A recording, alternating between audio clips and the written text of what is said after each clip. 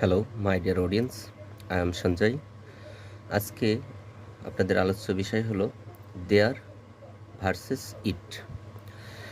তো যাকে ইন্ট্রোডাক্টরি দেয়ার বা ইট বলা হয়।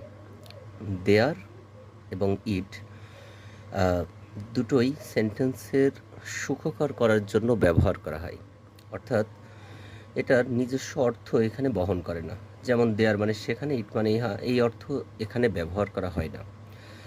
তো প্রথমত দেয়ার, কখনো কখনো ইন্ট্রোডাক্টরি দেয়ার দিয়ে বাক্য গঠন করা হয়।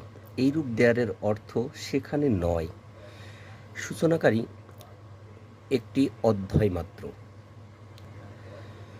অনেক সময় ক্লিয়ার সাবজেক্ট না থাকলে অথবা সাবজেক্ট প্রথমে রেখে বাক্য গঠন করলে যদি তা সুখকর বাক্য না হয়, তাহলে দেয়ার দিয়ে বাক্য আরম্ভ করলে ভালো হয় বা করতে হয়। তাহলে আমরা সহজভাবে বুঝতে পারি যে দেয়ার সাধারণত বাক্যটাকে সুখকর করার জন্য ব্যবহার করা হয়।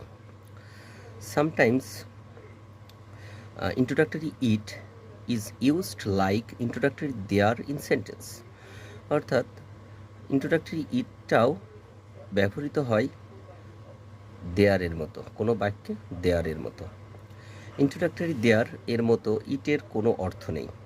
স্পষ্টভাবে বলা হয়েছে কেবল সেন্টেন্স আরম্ভ করতে ব্যবহার হয়।